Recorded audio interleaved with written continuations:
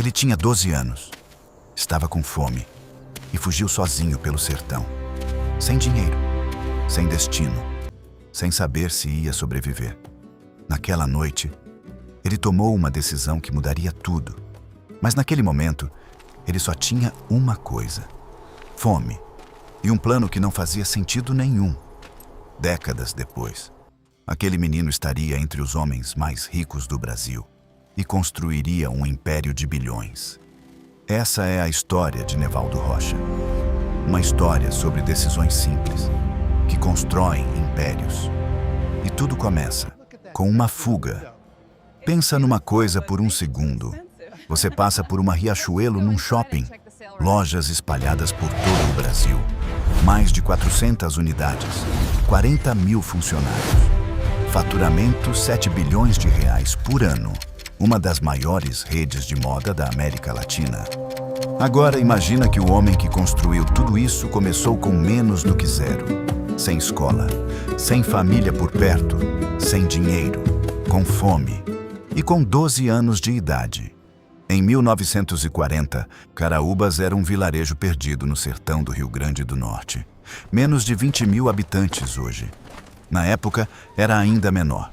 Sem indústria, sem emprego, sem futuro. Só seca, miséria e fome decidindo quem sobrevivia. Nevaldo Rocha nasceu ali, em 1928.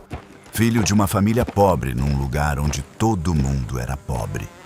E um dia, aos 12 anos, olhou ao redor e decidiu que aquele lugar não ia ser o fim da história dele. No meio da noite, sem avisar ninguém, ele sumiu. Os pais acordaram e o filho tinha desaparecido. Sem bilhete, sem despedida. Em 1940, sem telefone, sem comunicação. Eles não sabiam se ele estava vivo ou morto. Nevaldo havia subido num pau de arara. Um caminhão que transportava gente e mercadoria pelo sertão, rumo a Natal. 300 quilômetros de estrada de terra. Sozinho, com uma única moeda no bolso. E com um plano que só faz sentido na cabeça de uma criança desesperada. Ele havia ouvido falar que havia uma pessoa poderosa em Natal. O governador do estado. E a mãe de Nevaldo um dia tinha cumprimentado a esposa do governador numa quermesse. Para um menino de 12 anos, vindo do sertão, aquilo era uma conexão. Era uma porta. Era o único plano que ele tinha. Quando o caminhão parou em Natal, Nevaldo tinha na mão a única moeda que possuía no mundo. Usou para pagar um carregador de malas para levá-lo até um lugar, a casa do governador. Se esse começo já te prendeu, imagina o que vem pela frente. Se inscreve no canal e ativa o sininho, porque essa história só fica melhor. Nevaldo chegou à porta da residência do governador Rafael Fernandes. Sujo da viagem, sarnas no rosto, com cara de criança perdida que era. O governador não estava. A esposa também não. O menino do sertão desabou em prantos na guarita, mas os guardas não o mandaram embora. Olharam para aquele garoto franzino, sozinho, chorando, e tiveram pena. Deixaram ele ficar. Pouco depois, um tio do governador chamado Costinha passou pelo local. Ouviu a história. Ficou tocado e foi fazer o que aquele menino precisava. Costinha conhecia um comerciante judeu dono de uma relojoaria em Natal. Seu nome era Moisés Ferman. Tenho um menino aqui que precisa de trabalho. Você consegue fazer alguma coisa? Seu Moisés foi ver o menino. Olhou para aquele garoto esquelético, com sarnas no rosto, perdido numa cidade desconhecida, e disse sim, mas impôs uma condição. Nevaldo precisava ter onde dormir e comer. Os tios de Nevaldo, que já moravam em Natal, foram avisados. Eles ajudaram por um tempo. Depois foram embora para outro lugar sem avisar. Nevaldo ficou sozinho de novo. Arrumou uma pensão.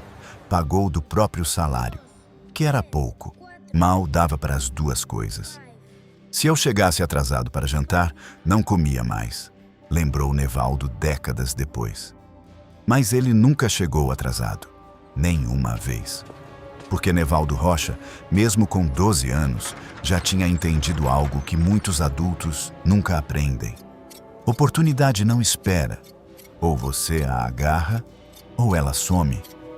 O que Nevaldo não sabia quando chegou a Natal é que havia chegado na hora exata. Era 1940.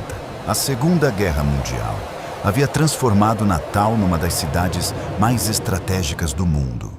A base aérea de Parnamirim era o ponto de apoio dos aliados para cruzar o Atlântico em direção à África. Mais de 10.000 soldados americanos moravam na cidade. Natal, uma capital tranquila do Nordeste brasileiro, de repente tinha jeeps nas ruas, dólares circulando, Coca-Cola gelada, chicletes, calça jeans e americanos querendo gastar. Para um menino que havia chegado sem um centavo, aquilo era uma mina de ouro. Na relojoaria do seu Moisés, Nevaldo fazia o básico, limpava, organizava, atendia. Mas logo percebeu que as vendas podiam ser muito maiores. Começou a ir à base de Parnamirim todos os dias. Levava relógios numa maleta. Vendia para os soldados americanos e para os militares brasileiros. Ali, naquele campo de aviação empoeirado, Nevaldo aprendeu a negociar em inglês quebrado. Aprendeu a ler o que o cliente queria antes de ele falar. Aprendeu que sorrir e olhar nos olhos valia mais que qualquer argumento de venda. Aquela base americana foi a única universidade que Nevaldo Rocha frequentou na vida. E ele se formou com louvor. Em pouco tempo, era o melhor vendedor da relojoaria. E aí veio a decisão que mudou tudo. Com o dinheiro que havia juntado centavo por centavo durante anos, Nevaldo comprou a relojoaria do seu Moisés. Tinha 18 anos. O menino que havia chegado sem um tostão agora era dono do próprio negócio. Mas a guerra havia acabado. Os americanos foram embora. Os clientes da relojoaria sumiram junto.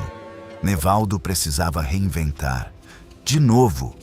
Em 1947, Nevaldo tinha 19 anos e uma percepção que poucos comerciantes da época tinham.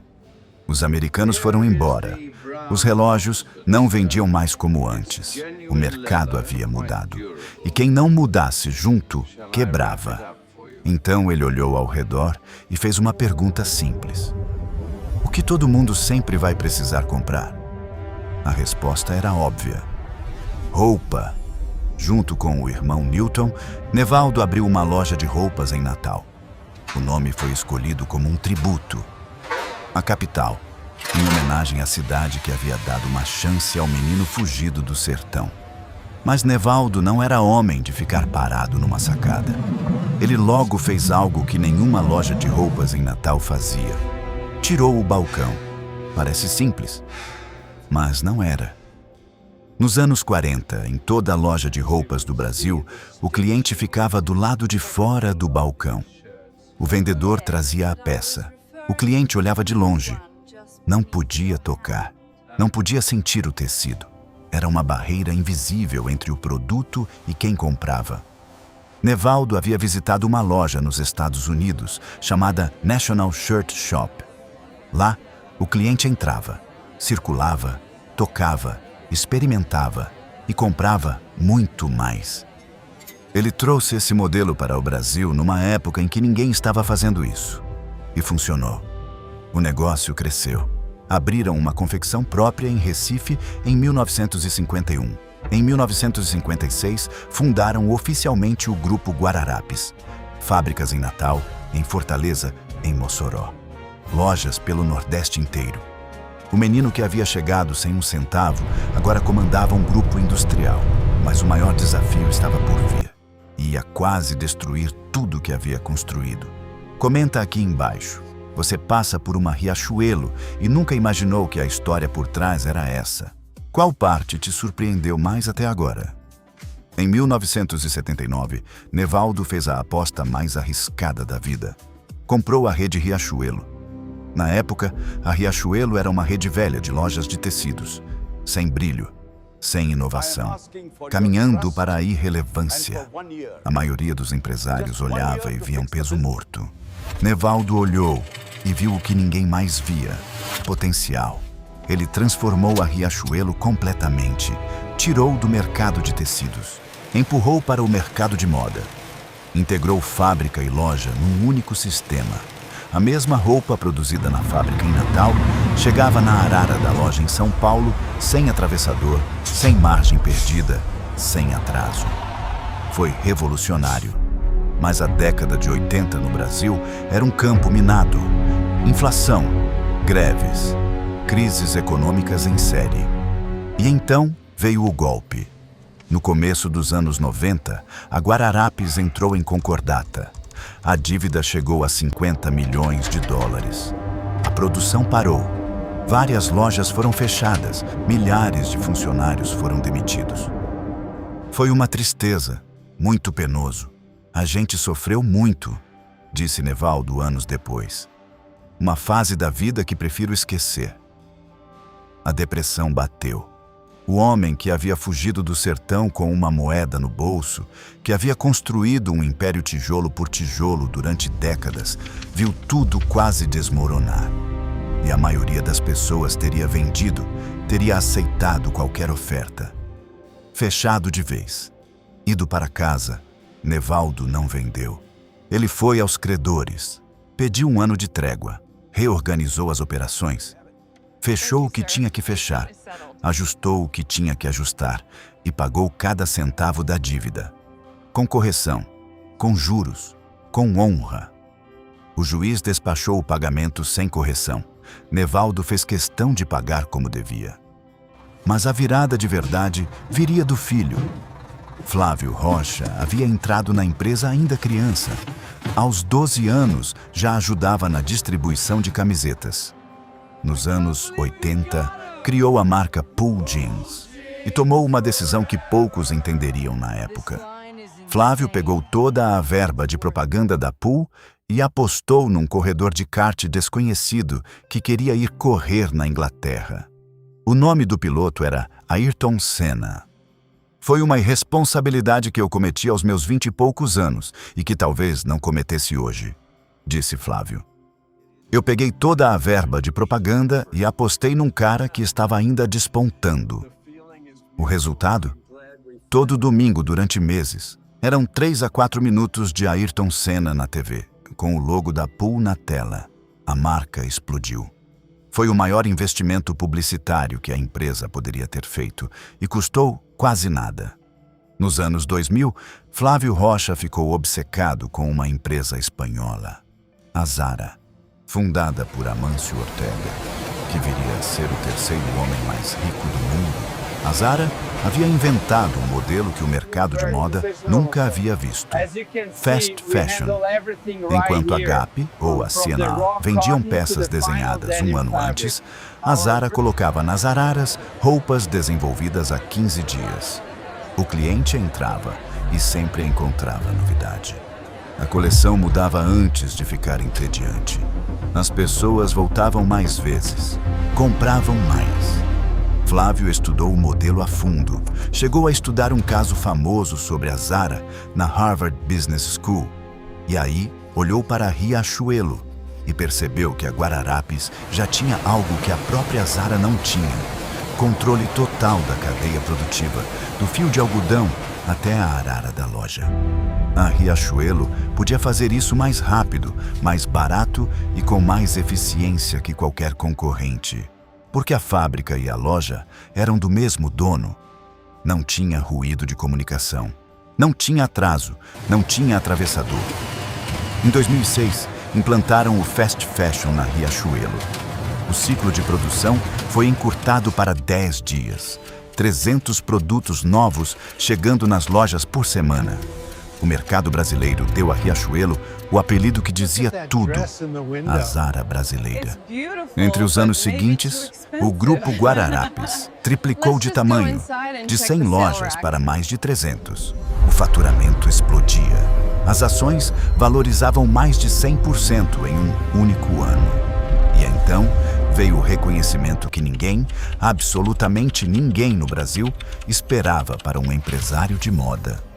Durante décadas, para não dizer séculos, o Clube do Bilhão no Brasil foi território exclusivo de quem vinha da velha economia. Minério de ferro, aço, petróleo, bancos, indústrias pesadas, um mundo cinza, conservador, fechado. Em 2014, a Forbes publicou sua lista de bilionários, e ali, entre 1.426 nomes com fortunas somadas em 5,4 trilhões de dólares, se estava o menino de Caraúbas, Nevaldo Rocha, posição 458 no mundo. O mais rico do Brasil. Fortuna estimada em mais de 5 bilhões de reais, ao lado de Amâncio Ortega da Zara, Stefan Persson da H&M, Giorgio Armani, Ralph Lauren. O menino que havia fugido de Caraúbas com uma única moeda no bolso estava nessa lista. Nevaldo ficou surpreso com a repercussão. "É um verdadeiro prêmio", disse. "Não é pelo dinheiro, é pelo reconhecimento de tantos brasileiros, do Rio até Manaus. Eu ser o destacado é uma satisfação muito grande." Mas o mais impressionante não era a fortuna. Era o que Nevaldo Rocha fazia todos os dias, mesmo bilionário, mesmo com mais de 80 anos.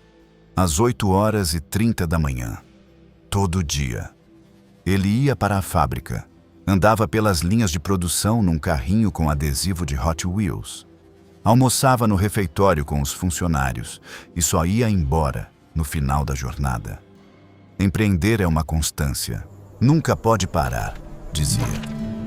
O que Nevaldo Rocha nos ensina, que o lugar onde você nasce não define onde você vai chegar. Ele nasceu num lugar onde o destino parecia decidido antes de começar. E recusou esse destino. Que crise a informação! Os americanos foram embora e levaram os clientes da relojoaria. Ele migrou para roupas. A concordata chegou. Ele pediu trégua, reorganizou e pagou tudo. A concorrência cresceu. Ele copiou a Zara e criou o fast fashion brasileiro. Que humildade não é fraqueza. Bilionário, Nevaldo tinha 2 pares de sapato. Morava em Natal, longe dos holofotes. Almoçava no refeitório da fábrica com os funcionários. E que o maior legado de um líder não é o que ele constrói. É o que ele deixa para quem vem depois. Nevaldo Rocha morreu em junho de 2020. Aos 91 anos, em Natal, na cidade que havia lhe dado uma chance quando mais precisava. O grupo que fundou com uma única moeda no bolso, hoje emprega 40.000 pessoas. A maioria delas no Nordeste, no sertão que o viu fugir com fome. "Minha vida foi muito sofrida", ele dizia, quando os netos pediam para contar histórias do passado. Não teve nada de bom. Os netos insistiam. "Como não? Olha o que o senhor construiu." Ele desconversava. Preferia olhar para frente. Talvez seja essa a maior lição de todas. O passado explica quem você foi. Só o presente decide quem você vai ser. Agora eu quero ouvir você, meus grandes. Pergunta de debate. Nevaldo foi buscar o governador com uma única moeda no bolso. Aos 12 anos. Sozinho no sertão. Você teria coragem de fazer o mesmo? Comenta aqui. Essa discussão vai esquentar. Se essa história te tocou, se você chegou até aqui, aperta o like. É gratuito, leva 2 segundos e ajuda demais o canal a continuar trazendo esses brasileiros que merecem ser lembrados. Essa foi mais uma história dos grandes. E não para por aqui. Clique na imagem que está aparecendo na tela agora. Porque o próximo episódio começa com um homem que levou uma humilhação de Enzo Ferrari, o maior nome do automobilismo na época. Saiu da sala calado e fundou uma das marcas de supercarro mais desejadas do mundo para se vingar. Até lá, meus grandes, continue andando.